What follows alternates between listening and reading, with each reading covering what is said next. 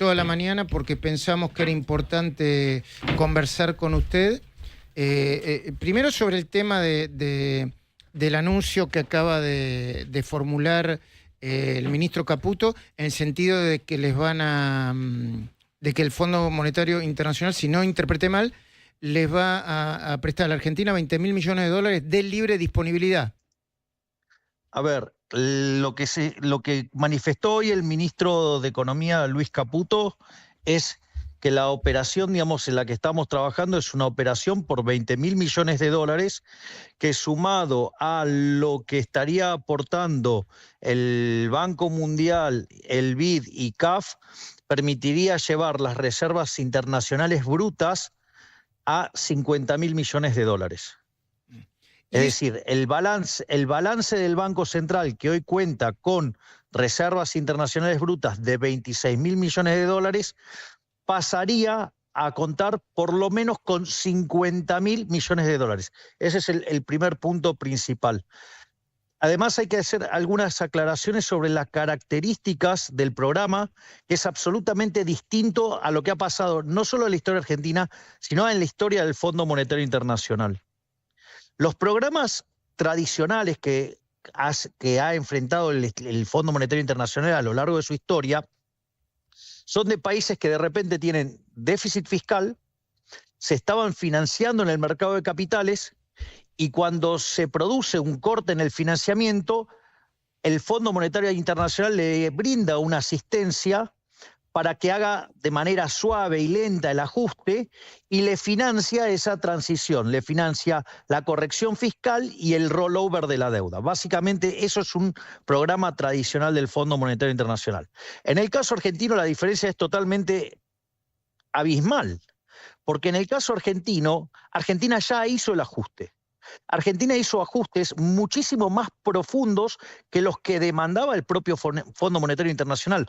Recordemos que nosotros hicimos un ajuste fiscal en el Tesoro de 5 puntos del PBI en un año. De hecho, alcanzamos el equilibrio en el primer mes de gestión, e hicimos un ajuste de 10 puntos del PBI en el Banco Central. Es decir, que Argentina ya la parte del ajuste la hizo.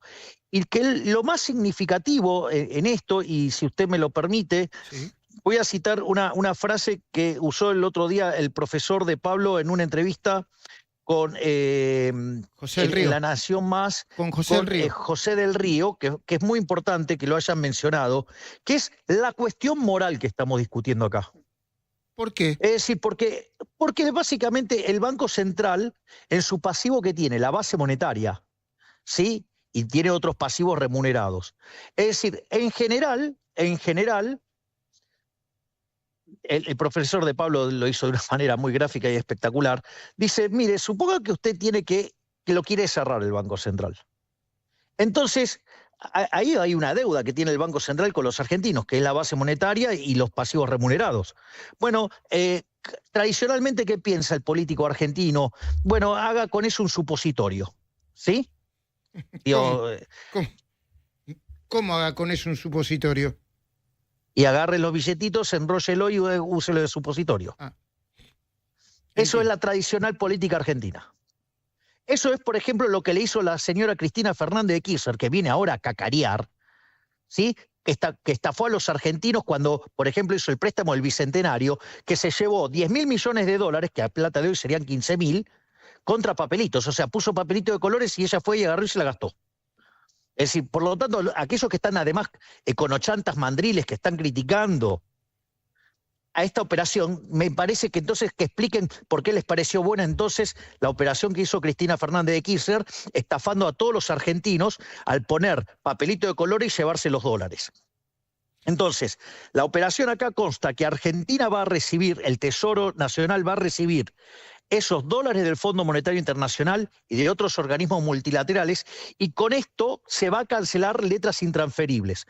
Por lo tanto, esto representa una forma de, y de hecho lo es, de fortalecer la hoja de balance del Banco Central. Es decir, ahora los pesos, en lugar de estar respaldados por papelito de colores, ahora van a estar respaldados por dólares. Entonces, mire, le paso, si usted me permite. Por favor. Porque esto solamente es déjeme decirle, Solamente déjeme decirle, presidente, que se suma Horacio Cava, que habitualmente a esta hora hacemos el pase en el Observador 107.9 con él. Lo saluda Horacio Cava. Buen día, presidente, ¿cómo le va? ¿Qué tal, Horacio? Un placer enorme que también te vas a sumar en esta charla. Me pone muy feliz tener la posibilidad de hablar con ustedes dos a la vez. Muchas gracias. A ver, entonces empecemos a repasar los números y veamos que muchas de las cosas que se han estado diciendo los últimos días carecen totalmente de sentido. Y que por una cuestión del hermetismo que requiere una operación de estas magnitudes, o sea, nosotros necesitábamos ser herméticos. Hasta que anoche, Cristalina le dio Georgieva le dio el ok a Toto Caputo para poder revelar manifestar el monto. Exactamente. A ver, si ustedes se fijan, yo recién dije, las reservas internacionales brutas van a pasar a ser de por lo menos 50.000 millones de dólares. Es decir, que en el activo del Banco Central vamos a pasar a tener 50.000 millones de dólares. Entonces el punto es, bueno, ¿qué tenemos en el pasivo? Si yo tomo la base monetaria en el formato tradicional, que tiene que ver con los pesos que nosotros usamos para hacer transacciones y el encaje de los bancos, es decir, el efectivo que los bancos tienen en caja, esos son 29 billones de pesos. Si yo esos 29 billones de pesos los convierto al tipo de cambio oficial, la base monetaria de Argentina son 26.000 millones de dólares. ¿Y eso qué significa? Tendríamos una base... ¿Cómo? ¿Y eso qué significa, presidente, para que lo entendamos significa mejor? Que cada peso tiene el doble de respaldo de dólares, básicamente, al tipo de cambio oficial. Porque al tipo de cambio oficial la base monetaria sería de 26.000 millones de dólares y tenemos reservas brutas por más de 50.000 millones de dólares. Presidente, ¿le puedo hacer una pregunta? Dame un segundo, Luis. Sí, por favor. Please. Sí, por favor. Porque quiero que queden claras las cuentas. Bien. Exacto. Y lo vamos a poner en otros términos. Si lo hacemos al tipo de cambio paralelo, ¿sí? De 1.300, la base monetaria sería de 22.000 millones de dólares. Es decir, tengo 50.000 millones de dólares para respaldar 22.000 millones de dólares. O sea, tengo más que el doble. No sé si soy claro en lo que estoy diciendo. Sí, está diciendo que no hay peligro. Está diciendo que no hay peligro ni de corrida y la pregunta es, Estoy diciendo que hablar del tipo de cambio es irrelevante, porque son tantos los dólares que respaldan la base que me podría sacar toda la base monetaria al tipo de cambio oficial y me sobrarían además 24.000 millones de dólares. Y para que se entienda todavía más, está diciendo que de ninguna manera va a haber una devaluación. Pero obviamente si acá la cuestión es que faltan pesos, no que faltan dólares. Es decir, si tengo respaldo por 50.000 millones y la base lo quiere hacer al oficial 26.000 millones de dólares. Al paralelo 22.000. O sea, tengo el doble. Entiendo. Suponga que usted me dice, no, bueno, pero usted también tiene pasivos remunerados y yo también quiero cubrir los pasivos remunerados. Bueno, los pasivos remunerados hace que la base monetaria amplia entonces se vaya a 47 billones de pesos. Quiere decir que al tipo de cambio oficial son 42.000 millones de dólares. O sea, menos que lo que tengo de reservas brutas internacionales. ¿Lo quiere hacer al paralelo? Bueno, son 36.000 millones de dólares. O sea, al paralelo me sobran 14.000 millones de dólares. Al oficial me sobran casi 10.000 millones de dólares. Entiendo. Presidente, es decir, es irrelevante la discusión cambiaria. Solamente los mandriles econochantas de Argentina se ponen a operar con esa cuenta. Bien, le quiero preguntar, porque hay mucha gente, obviamente, que está atenta a todas estas cuestiones técnicas que usted está explicando, pero al mismo tiempo por ahí algunos quedan afuera. Y muchos recuerdan, basado en la poca información que a veces se tiene, acuerdos previos con el Fondo Monetario Internacional, que usted fue muy crítico. Es más, en estos días hubo gente que estaba recordando algunos mensajes suyos, criticando el por qué fue el gobierno a pedir ayuda al Fondo Monetario Internacional. Y cada vez que en los acuerdos anteriores se anunció, se planteaba como que era una solución, que esto venía a solucionar y después nos enterábamos que venía muy complicado. Más o menos para que lo entendamos todos. ¿Por qué usted criticaba anteriores acuerdos y por qué este va a funcionar? ¿Qué es distinto de este acuerdo? Bien, ¿puedo hacer algunos como suerte de parroquiales antes, para acomodar la discusión? Yo en aquel momento me opuse al acuerdo y dije que iba a terminar mal. Sí. ¿Y cómo terminó? Mal.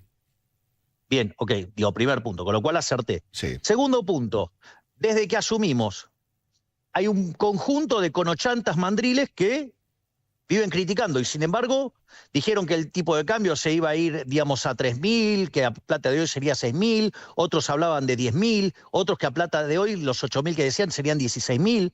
El tipo de cambio, ¿cuánto se movió? 15%. O sea, con el crawling peg del 1%, que es 13%. ¿Ok? Con lo cual, ¿acertaron? No, erraron todos. Digo, yo pediría que tengan un ejercicio de modestia, de que le vienen errando todo el tiempo y, digamos, traten de escuchar lo que estamos haciendo. Primer ejercicio, ¿no? O sea, ¿por qué no tratan de entender cómo funciona el modelo antes de criticar sin saber? Ahora voy a explicar por qué yo critiqué el anterior acuerdo del Fondo Monetario Internacional. El primer punto es porque significaba un aumento de deuda. Y para mí, el aumento de la deuda es inmoral. ¿Por qué es inmoral? Porque es pasarle la fiesta de la generación presente a la generación futura, generación que ni siquiera vota. O sea, es profundamente inmoral eso, porque usted le está trasladando el ajuste a nuestros hijos, a nuestros nietos, a nuestros bisnietos, o sea, lo cual es profundamente inmoral. O sea, porque eso implicaba un aumento de deuda. O sea, primer punto. Segundo punto, el caradura inmoral, y perdón, yo tengo que hacer un esfuerzo para contener las palabras, de ese impresentable que teníamos, el pasante, que oficiaba de ministro de Economía, ¿sí? Tenía la caradurez de decir que no había ajuste fiscal. Y cuando usted miraba, entonces, ¿cómo corregía? ¿Cómo es que no había ajuste fiscal y mejoraba el resultado fiscal para poder acceder al acuerdo con el fondo? Sucede que el señor decía que como el gasto público no bajaba, entonces no había ajuste fiscal, es decir, que nos iba a reventar la cabeza a todos con impuestos. ¿Ok? Con lo cual, digamos, ese tipo de ajuste es recesivo. Y de hecho, ese señor se fue en el medio de una crisis. ¿Sí? Porque no nos olvidemos que nos dejaron plantada, porque después vino, digamos, Bataki, otro desastre, y después vino Masazarasa, ¿sí? ¿Sí? Y que dejó la inflación corriendo al 54% mensual en mayorista, o sea, 17.000 anual. El sinceramiento de los precios implicó llevar la pobreza al 57%, ¿sí? O sea, y combinábamos lo peor de las tres grandes crisis de la Argentina, ¿no? Porque combinábamos el desequilibrio monetario del Rodrigazo, del 75-76, combinábamos con niveles de pobreza mucho más altos que los que teníamos en la salida de la convertibilidad y un desequilibrio en el Banco Central peor que el que teníamos en la previa de la hiperinflación de Alfonsín del 89. Ese paquetito nos dejaron, ¿no? Lo cual iba a ser la peor crisis de toda la historia argentina. Dicho esto, la realidad es que este acuerdo, ¿qué es lo que tiene de distinto? Que no sube la deuda, porque es tomar esos fondos del Banco Central para pagar la deuda que tiene el Tesoro con el Banco Central.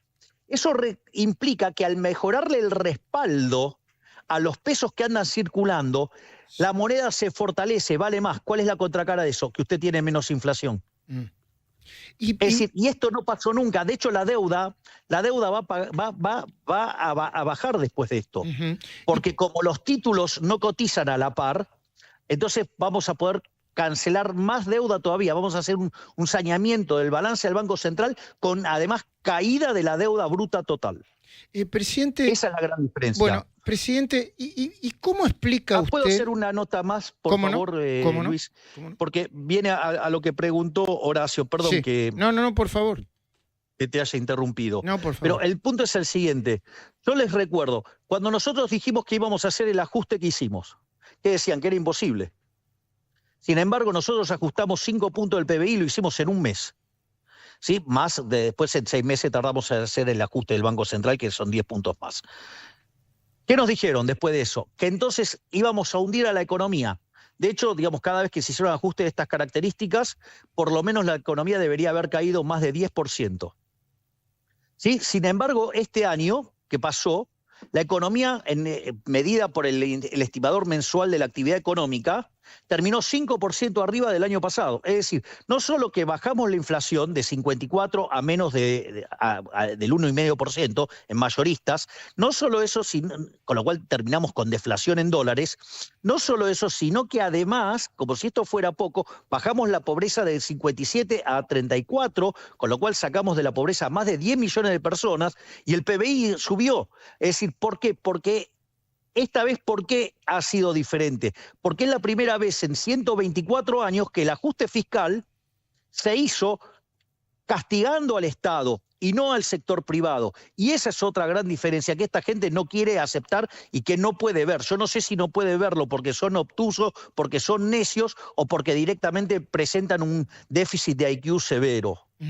Ahora, presidente, yo pregunto, ¿y en estos últimos días la volatilidad, usted la explica porque hay gente honesta que no entiende lo que está pasando o que no tenía suficiente información sobre el préstamo del fondo, que es correcto porque no se puede revelar todo, porque hay economistas, como dice usted, que son que no son, o son deshonestos intelectualmente o le están pifiando, o porque hay una parte del empresariado, de la población o de personas muy ricas que ven afectado su patrimonio porque apostaban a un dólar, no sé, de 1.500 o de 1.800 y hoy lo tienen en casi 1.300 o 1.300.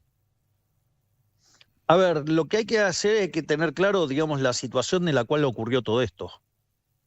Es decir, esto no es solamente economía, Luis. Acá hay otras cosas. ¿Qué cosas? Acá se mezcla la política. Y acá esto es mucho más delicado que lo que puede estar pasando a mercado. Acá hubo un intento de golpe en lo que tiene que ver en la cuestión institucional política, en lo que tiene que ver en la cuestión de la calle y en la cuestión del mercado. O sea, el mercado es solamente una parte de todas estas cosas. Vamos a ponerlo en estos términos. Días atrás, en el Congreso de la Nación, el kirchnerismo intentó hacer un golpe desde la vía institucional. Es más, ¿qué es lo que pasa? Sucede que Cristina está nerviosa. ¿Sabe por qué? Porque Casación le revocó el recurso y ¿sabe qué? Ya sabe que va a ir presa. Es decir, este es el dato. La señora Cristina Fernández de Kirchner sabe que va a ir presa. Consecuentemente, está haciendo lo que se llama, en teoría de los juegos, quemar las naves. Es decir, la frase quemar las naves tiene que ver con el hecho de que cuando llega Cortés y quiere avanzar, para que sus soldados no se retraigan, ¿qué hizo? Quemó las naves, entonces, digamos, o peleaban hasta morir o morían, pero peleaban. Bueno, entonces, y eso es lo que ella está haciendo. Ella está quemando las naves, ellas y los delincuentes de sus socios, ¿no? Llámese Kichilov, Massa, digamos, o sea, todo el cuarto gobierno kirchnerista deplorable que dejó el país al borde del abismo. Entonces, fíjese que durante lo que fue toda la sesión del Congreso, ella llamó activamente a diputados para que no nos dejaran pasar el DNU. Primer punto. Digo, para que vea cómo, digamos, ahí tiene un elemento político. Claro, no solo eso, y además la búsqueda del juicio político. Digo, ¿para qué? Porque ¿sabe lo que pasa, Luis? Que si esto sale bien, no vuelven más. Entonces, por eso están todos. Es más, fíjese que el nivel de sabotaje, cuando ya ven que logramos pasar el dictamen, ¿sí?, de comisión bicameral del DNU y vamos al recinto y saben que les vamos a ganar la elección, ¿qué hicieron? Mandaron al Fondo Monetario Internacional una carta diciendo que no se iban a hacer cargo de lo que nosotros tomáramos de deuda. Digamos, más desestabilizante que eso. O sea, ellos que son los fanáticos del Estado presente niegan la continuidad del Estado. O sea, una cosa verdaderamente disparatada. Para que se den una idea del intento, digamos, institucional de romper las cosas. ¿Por qué? Porque la señora va a ir presa. Va a ir presa. Y eso es lo que la tiene como loca. Primer punto. El segundo punto es lo que pasó en las calles. Lo del miércoles 12 de marzo. El miércoles, exactamente, me entendió perfecto. Lo que pasó el 12 en las calles no fue una cosa trivial. Digo, fíjese, cuando usted tiene, digamos, la última manifestación, ¿cuánto tiempo tardó en desarmarse? 20 minutos. O sea, usted desarticula una marcha en 20, 30 minutos. Son muy revoltosos, ¿sabe cuánto tiempo? 20. Perdón, 2 horas. Es más, yo no sé, Horacio, pero digamos, Luis, tú tienes Sí. una edad más o menos como la mía, Sí. vos has visto los barrabravas Sí. pelear. Sí. ¿No? Digamos, o sea, en la época del Mundial de 86, digamos, nosotros teníamos nuestros barra brava que eran peores que los hooligan. ¿Cuánto tiempo duraban en un combate? 2 horas, 3 horas. ¿Cuánto duró los enfrentamientos el día 12? Mucho, más, demasiado. 9 horas. Está claro, ¿no? Esa gente no eran barras bravas, esa gente eran mercenarios. Profesionales, O sea, digamos. Exactamente, era gente que fue a hacer cosas pesadas por dinero, que es la operatoria de la izquierda. Entonces después, cuando yo hablo de los woke, cuando hablo del socialismo, todo, y todo eso, ay, ¿de qué carajo está hablando? De este tipo de cosas, porque así actúan. Es decir, digamos, después no conectan, es como, digamos, ¿qué le parece lo que le pasa en materia de seguridad en la provincia de Buenos Aires? Están la provincia está, no les gusta que digamos bañada de sangre, detonada. Es un baño de sangre. Bueno, ahí usted tiene la aplicación del concepto woke a la seguridad y la justicia, o sea, Zaffaroni. Entonces, ¿entiende? Digamos, cuando yo voy y hablo en Davos y puteo contra los wokes, bueno, ahí tiene una aplicación concreta. O los intentos de la izquierda de desestabilizar cuando no ganan ellos. Son eso. Sí. Pero, ¿sí? presidente, Perdone perdone que lo interrumpa. Usted está diciendo abiertamente que hubo un intento de golpe de Estado, de desestabilizar la democracia a través de estos hechos violentos. No, digamos, no fue un acto de jubilados y nada más. ¿Y vos crees que un jubilado puede estar 9 horas? No, por supuesto que no. De 9 horas? Pero para usted no queda ninguna duda de que ese acto fue para desestabilizar su gobierno. Horacio, digamos, no quiero ser indiscreto preguntándote la edad, pero, a ver, digamos, cuando vos ibas a la cancha, cuando yo iba a la cancha y veía a los barra brava, digo, un barra brava no puede estar en una situación de enfrentamiento por más de 2 o 3 horas. ¿Me explicás cómo puede ser que estuvieron 9 horas?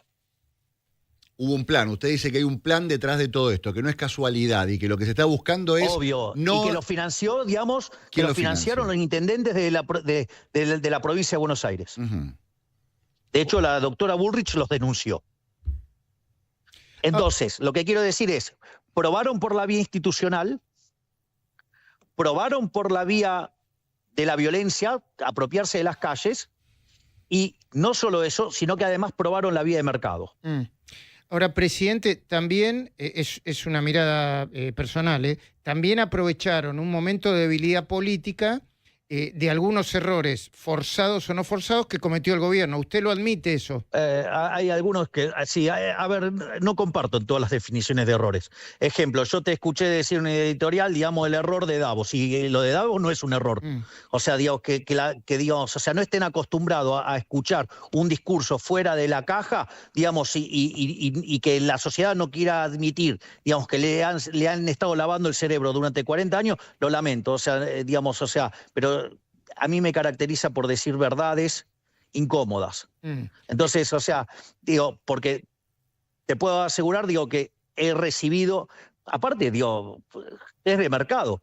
A ver, yo estuve hablando del tema de los woke ¿y sabes cuántas personas estuvieron tuiteando sobre el tema? ¿Cuántas? 400 millones de seres humanos. Es decir, tenía al 5% de la población mundial en Twitter hablando de mi discurso. ¿De qué fracaso me viene a hablar de, digamos, o sea, digo, que al periodismo no le guste que yo hable de cosas que los ponen en un lugar incómodo porque les estoy mostrando que lo que dijeron durante los últimos 40 años está todo mal? Bueno, lo siento. Es decir, pero eso, digamos... O sea, no, está bien, pero en este sentido error, lo digo yo, no, sin querer discutir personalmente, le digo en este sentido. Si su mejor agenda es económica y si ya recogió frutos de sus toma de decisiones económicas y de la política económica. ¿Para qué abrir una agenda que tape la buena gestión? ¿Se entiende, no? Eso. Pues pero ¿sabe lo que pasa, Luis? Usted, mire, yo se lo voy a hacer. Dígalo sin. A mí no me asuste, dígale fuerte, no hay problema, ¿eh? Luis, no, estoy tratando de armar la oración de manera ordenada para que se me entienda, ¿sí? Por ejemplo, el caso de Chile, digo, previo a todas las revueltas que tuvieron, parecidas como la que quisieron hacer acá. Pregunta es, en ese caso, ¿no era los logros de la economía chilena no eran impresionantes? Es cierto. Usted está hablando de los estudiantes, creo fue, ¿no? La revuelta de los sin embargo se llevaron puesto un gobierno para terminar poniendo a un socialista, ¿no? Socialista / comunista, sí. ¿Cierto? Por elecciones libres. Bien, ok. Sí. Está bien, sí. Pero de vuelta, el dato es fáctico, ¿sí? A ver, entonces, ¿qué es lo que quiero decir? Usted puede hacer un gobierno maravilloso y si usted no da la batalla cultural, a usted se lo van a llevar puesto. Entonces, nosotros trabajamos en 3 líneas. Nosotros trabajamos en una línea de gestión, vaya que, digamos, o sea, somos eficientes porque pasamos la inflación del 54% al 1,5%. ¿Sí? Digamos, la economía le metimos un ajuste de 15 puntos del PBI y mientras que todos pronosticaban el apocalipsis, la economía creció 5%. Bajamos la pobreza en más de 20 puntos porcentuales, sacando a más de 10 millones de argentinos de la pobreza. Obviamente que los logros de la gestión económica argentina, digamos, están siendo motivo de admiración mundial y de hecho, digamos, o sea, han venido muchísimos académicos de fuste a mirar el caso argentino, llámese el premio Nobel de Economía Thomas Sargent, digamos, he estado con Kenneth Rogoff, con Arthur Laffer, digamos, han venido otros economistas argentinos muy prestigiosos que son profesores en universidades extranjeras, como el caso de Álvarez o el caso de Nicolini, digamos, y me estoy olvidando, digamos, algunos, digamos, economistas importantes también que vinieron, pero digo, o sea, es una lista enorme. Dicho esto, entonces, primer punto, está claro. Pero bueno, ese error no, pero algunos errores sí, ¿no? El tema de la criptomoneda. Sí, bueno, Dios, sí, digamos, o sea, de vuelta, y ya lo dije, o sea, ex ante, digamos, no me arrepiento nada, es post, digamos, está claro que, digamos, no lo hubiera hecho, es post, digo, porque, digamos, o sea, pero sin embargo, fíjese, digo, porque los medios, o sea, digo, informan, digamos, parcialmente, ¿no? Porque la Security Exchange Commission, ¿qué dijo? Que no eran security, por lo tanto, no había estafa ahí. Y no solo eso, sino que además la demanda que se hizo en la Corte Suprema de New York, ¿sí? Digamos que se juntaron 200 personas, 200 damnificados, no fue por estafa, fue por publicidad engañosa. Sí. Y yo no estoy anotado ahí. Y la única demanda que está, digamos, en Estados Unidos contra mi persona, ¿sabe quién la hizo? ¿Quién? Gregorio Dalbón. ¿Lo conoce? O sea, ¿se da cuenta que es todo humo? Entonces, digo, yo entiendo que la gente, o sea, que usted no entienda algo, eso no quiere decir que sea una estafa. No. Presidente, ¿okay? usted hablaba recién del cambio o de la batalla cultural recién con Luis. Luis decía, bueno, ustedes tienen una cuestión económica, hay varias cosas que están sucediendo y hay mucha gente que habla de la oportunidad o no, el timing o no, de abrir también la batalla cultural o el debate con respecto a la política de memoria, verdad y justicia que propone su gobierno. Ya hace un año usted había propuesto esta memoria, verdad y justicia completa. Y este 24 de marzo... ¿Acaso no lo dije en el debate? Sí. O sea, yo no estoy de acuerdo con esta visión tuerta que nos quiso imponer el kirchnerismo. Sí. Y siempre dije, quiero la memoria completa. O sea, una verdad contada a medias... No es verdad, es una mentira. A usted lo acusan de negacionismo, entonces, de no reconocer a los desaparecidos y en cierta forma... Yo digamos, que me acusen de lo que quieran, porque la verdad que no se han guardado en nada de acusarme. O sea, digo, también me acusan de nazi y creo que debo ser la persona, digamos, más pro-Israel del mundo. Sí, de hecho, digamos, me van a otorgar un premio que es el premio Génesis, que es el premio Nobel judío. Sí. ¿Sí? Y que de paso le cuento, digamos, el piso del premio son $1 millón y que además lo voy a donar. Digo, Pero digo, ¿por qué es importante digo, para usted no, en para este que- momento dar esta batalla cultural y que se hable de la historia como usted la describe completa? ¿Por qué ahora? Porque yo estoy cansado de la mentira. Yo no me puedo sentar a discutir con alguien, digamos, o sea, ¿sabe lo que pasa? Que usted no puede construir nada sobre una mentira. Entonces, en tanto y en cuanto, ¿sí?, no admitan que no fueron 30.000, no se puede discutir. Usted no puede, digamos, ¿cómo va? A ver, vamos a esto. Agarremos el dato de inflación mayorista, el último dato. ¿Cuál fue? 1,5. 1,6, 1,5, 1,6. Sí, por ejemplo, 1,6. Bueno, ahora empezamos a discutir que, no, los kirchneristas empiezan a decir que fue 10. Bueno, ¿qué puede discutir usted con eso? Pero no es un tema usted no solamente puede, del no, kirchnerismo, presidente. Aparte del PRO, en la provincia de Buenos Aires se estableció que son 30.000, digamos. Hay mucha gente que considera que es un a mí debate me que ya parece se cerró. No, porque usted no puede cerrar un debate. No, quieren cerrar el debate porque hay una mentira. ¿O acaso Luis Labraña no dice que justamente Sí. inventaron el número para poder recibir fondos? Y usted lo que dice... Bueno, entonces digo, lo que quiero es la verdad. Quiero la verdad. Los desaparecidos fueron 8.753. Una aberración. Y esto no significa... Condeno lo que hicieron las Fuerzas Armadas, porque tienen el monopolio de la violencia. Entonces, usted, cuando tiene el monopolio de la violencia, por más que el otro actúe mal, eso no le da derecho a usted a actuar mal. Punto 1. Punto 2. Del otro lado también hubo crímenes y también, digamos, tienen que ser considerados como criminales. Es decir, y es más, y también me parece una barbaridad creer que el terrorismo en Argentina empezó el 24 de marzo del 76, cuando en realidad los primeros actos terroristas en Argentina comenzaron en 1969. Y la AAA, ¿sí?, digamos, la creó, digamos, un gobierno peronista. Y la metodología de desaparición de personas la inventó el peronismo. Entonces yo entiendo que hay cosas que no les resulte cómodo, digamos, al arco político discutir. Pero si usted no pone la verdad sobre la mesa, usted no puede avanzar. ¿Por qué se cree que recurrentemente los argentinos estamos peleando por lo que pasó en los 70? Porque no quieren mostrar la verdad. Entonces, en tanto y en cuanto la verdad sea ocultada, usted no va a poder avanzar. Ahora, digamos, porque... Y una de las cosas que hice el 24 de marzo, que fue, desclasifiqué los archivos. Del 76 al 83. Sí. Exacto, sí, porque Cristina lo había hecho, pero podían acceder, no estaba implementado. ¿Quién puso lo que había que poner para que se implemente? Yo lo hice. Para que se sepa la verdad. Entonces la gente va y que pueda investigar. No estar mirando la versión tuerta que me quieren imponer Carlotto Bonafini, por decirlo de alguna manera. Y todos los terroristas que están adentro de las filas del kirchnerismo. Presidente... Dicho sea paso, también desclasifiqué los archivos de los nazis en Argentina, ¿no? Sí, sí. Y eso, perdón, le pregunto porque tengo desconocimiento de eso. Eso implica no sé, muchos años para atrás, ¿no? 1940 y pico. Y bueno, digamos, queremos justamente, digamos, saber qué pasó con el dinero de los judíos, digamos, y cómo operaron los bancos, y qué hicimos los argentinos, si acá, digamos, verdaderamente éramos un reducto nazi o no. Presidente, le quiero hacer una... Usted se da cuenta que esto, digamos, esto es único en el mundo. Usted sabe que somos el primer gobierno en el mundo que se anima a hacer esto, ¿no? No lo sabía. No lo sabíamos. No lo sabía. No. Yo por lo menos no lo sabía. No, yo tampoco.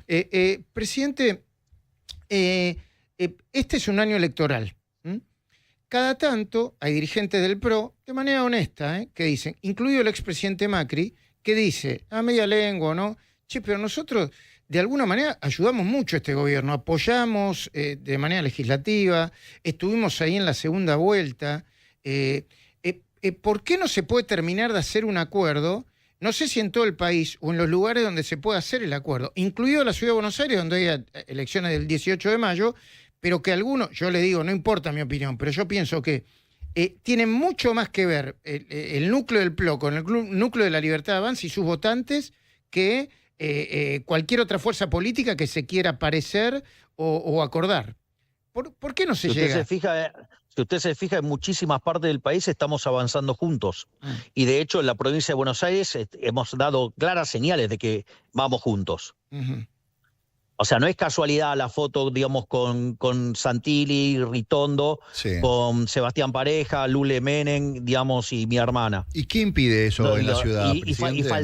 Y faltaba Espert, que, digamos, Sí, se había muerto su madre. desafortunadamente, Sí. había Sí. fallecido la madre. Pero ¿y por qué en provincia sí, en ciudad no, presidente? ¿Qué lo impide? Y pregúntele al señor Jorge Macri por qué, digamos, o sea, quiso desdoblar las elecciones y además, o sea, se encarga de agredir a mi fuerza.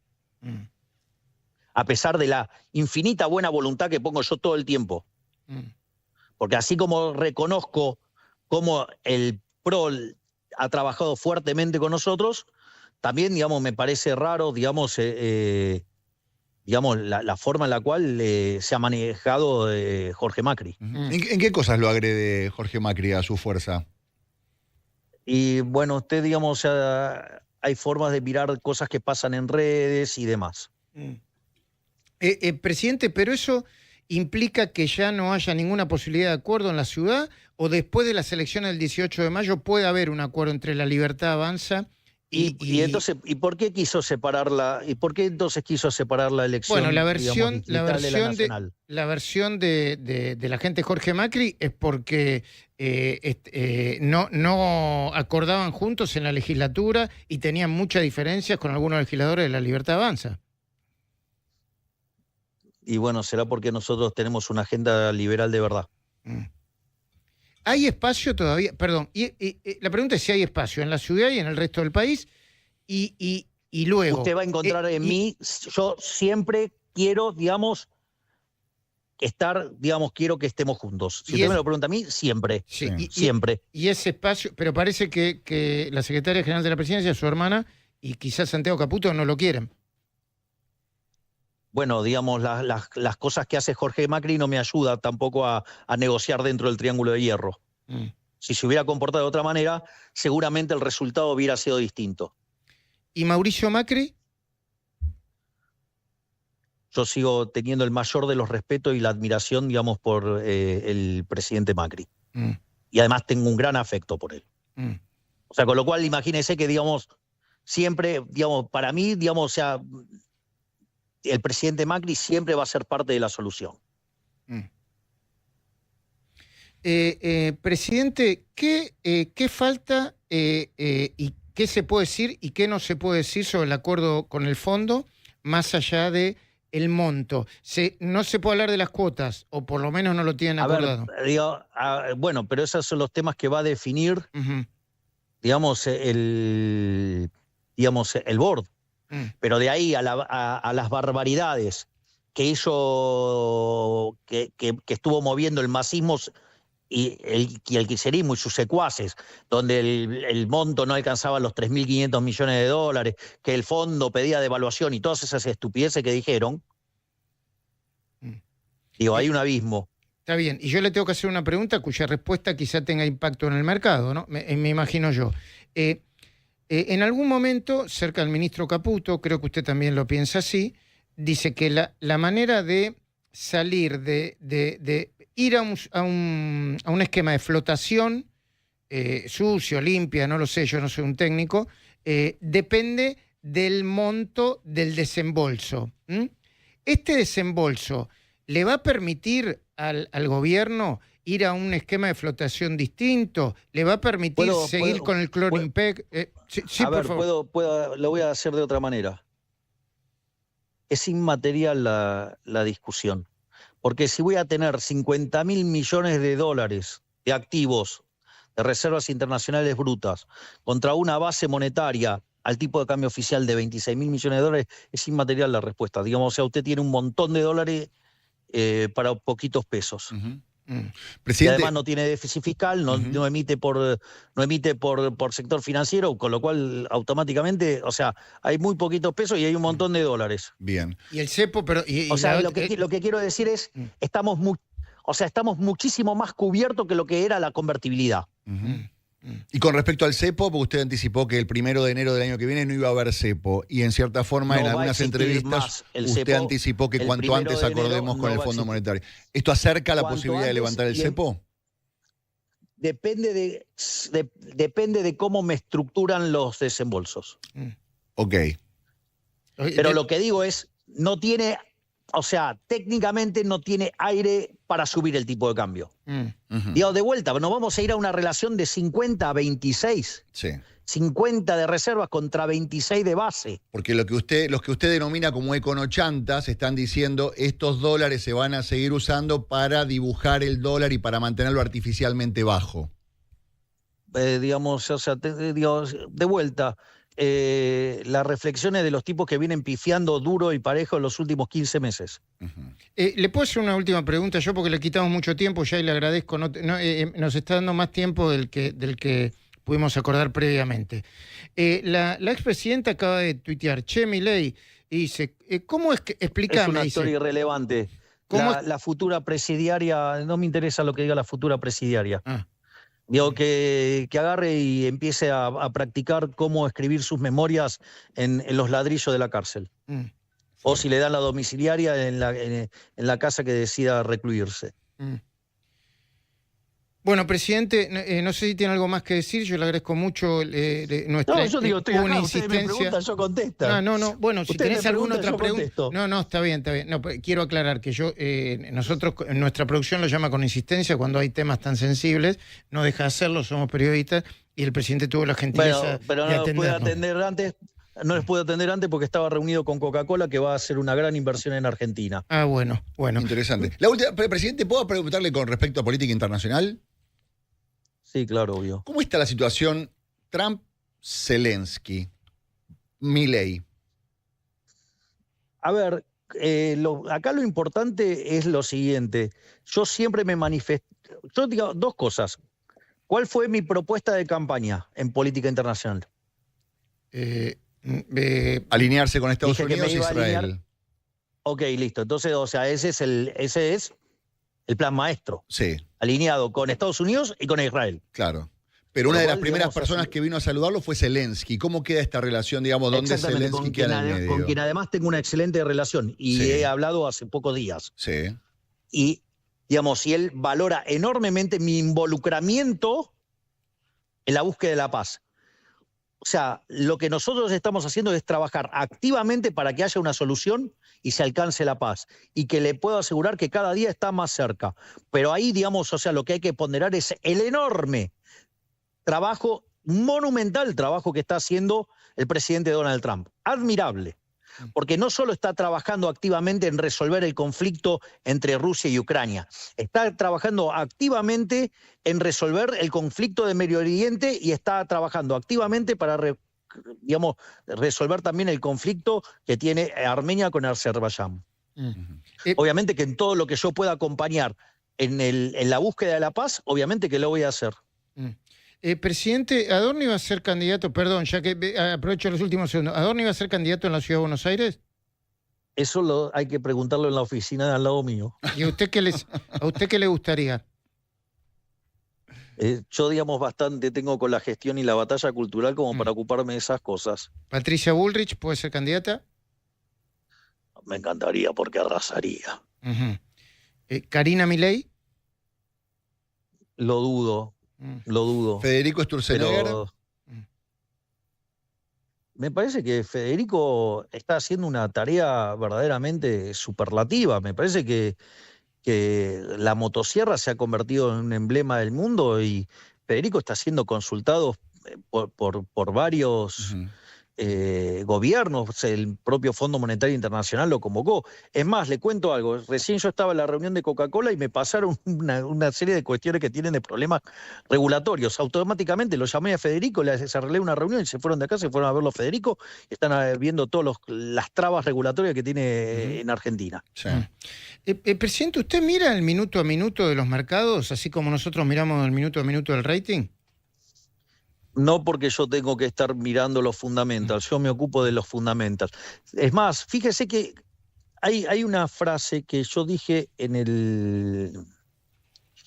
en el discurso del 1 de marzo, donde yo dije, miren que la línea no es un movimiento rectilíneo uniforme y que lo que importa es la tendencia y va a haber volatilidad.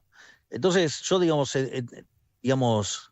entiendo la volatilidad, entiendo que hay un dicho en ajedrez que dice las negras también juegan. Bueno, acá también, digamos, o sea, digamos, los enemigos del gobierno juegan, han hecho movimientos claramente para hacer problema, aprovechando el hermetismo que implica una negociación. Por ejemplo, si no sé, si Horacio estuviera negociando un megacontrato ahora. No, por favor, no doy ideas. No. Sí. Está bien, pero bueno, igual se lo merecería porque está haciendo una labor periodística superlativa. Gracias, presidente, gracias. No, yo digo siempre lo que pienso. Ustedes ya saben cuál es el problema mío. Digo lo que pienso, hago lo que digo. O sea, igual no es libre de costo hacer eso. Pero al margen de eso, a lo que digo es digamos, uno no estaría anunciando esa transacción, porque eso, supongamos una empresa que se quiere comprar a otra. Claro. No lo hacen, porque si no, imagínense lo que pasaría con todas las acciones y todas esas cosas. Bueno, esto es igual. Entonces, en este contexto, nosotros teníamos que mantener el hermetismo propio de la negociación. Eso, digamos, del lado de los enemigos del gobierno, lo empezaron a usar para mentir sobre el monto, para mentir sobre la política cambiaria. Y entonces, ¿qué pasa? Si usted empieza a decir, digamos, que se va a devaluar y las caterva de estupideces que dijeron, ¿cuál es el problema? Y los importadores adelantaron importaciones y los exportadores no liquidaban. Claro. Entonces, mire, el Banco Central pierde reservas. Sí, bueno. Esperen que termine el juego, van a ver cómo terminaron los que se timbiaron en contra del peso. La última inflación. Pero hay que esperar. Sí. Okay. No quería dejar de preguntarle sobre la inflación. ¿Usted en el gobierno esperan una inflación de 1 para abril o mayo o es muy optimista eso? Nosotros creemos que dada la volatilidad que nos pusieron, que nos plantó la política en el último mes, digamos, es probable que, digamos, haya que esperar hasta mayo o junio para ver la inflación empezando con 1. Pero inexorablemente eso va a ocurrir. O sea, en algún momento, digamos, vamos a pagar los efectos de la volatilidad, pero ¿cómo es? Pero después de eso, digamos, se va a normalizar y la inflación va a volver a su patrón natural y yo creo que a mitad de año ya entramos con la inflación en 1. Bien, presidente, mi última pregunta tiene que ver con esto usted describe este marco de volatilidad que no solamente hay en la República Argentina, sino que hay en la región y hay a nivel global. No me va a decir que no lo anticipé el 1 de marzo. Eso sí, pero no sé si usted anticipó que iba a haber una cuota de volatilidad producto de algunas decisiones que toma Trump, ¿no? Esta cuestión de regulaciones, cambio de escenarios, aranceles. Usted, cada vez que Trump hace estos anuncios, se agarra a la cabeza y dice no es el momento, o Argentina está en un momento que no va a sufrir ningún tipo de turbulencia producto de las decisiones que está tomando Trump en este momento en los Estados Unidos. En primer lugar, una de las cosas que uno aprende cuando están sentados en estos sillones es saber la responsabilidad que tiene de estar parado en los zapatos que uno está. Primer punto. Con lo cual, jamás se me ocurriría hacer, digamos, no tengo nada que decir, digamos, de las decisiones que toma el mandatario de la primer potencia mundial. Me parecería una cosa irreverente, digamos, o sea, desubicado. Es el primer punto. El segundo punto, que no es menor, es que la prensa internacional, que es woke, mayoritariamente, algunas son más escandalosamente woke y anti-Trump, no sé, llámese CNN o llámese, no sé, New York Times, digo, que son directamente, digamos, pasquines, digamos, demócratas.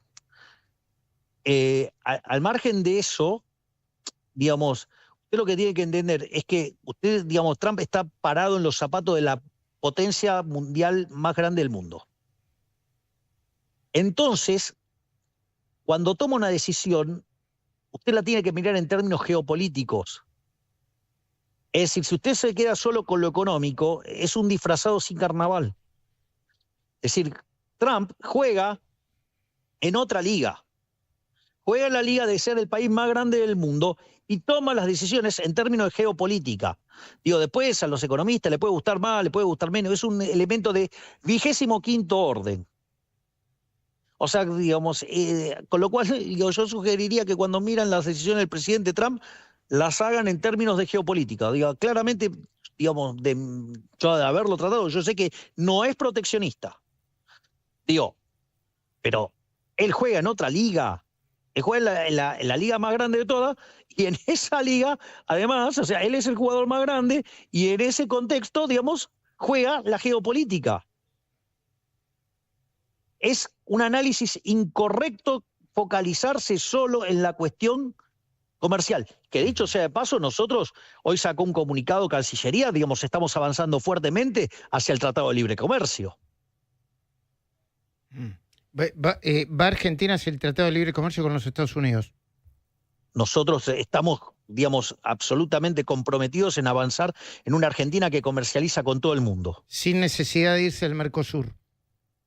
No necesariamente, digamos, eso no implica salir del Mercosur. Podemos hacerlo, hay algunos mecanismos que podemos utilizar, digamos, estando en el Mercosur. Presidente, muchísimas gracias por el tiempo. De nuevo, disculpa porque nos pasamos un poquitito del tiempo previamente acordado. Volveremos a hablar en otra oportunidad y agradecidos por el contacto. No, por favor, muchísimas gracias a ustedes y les mando un gran abrazo tanto a ti, Luis, como al querido Horacio. Gracias, Muy bien, presidente. muy bien.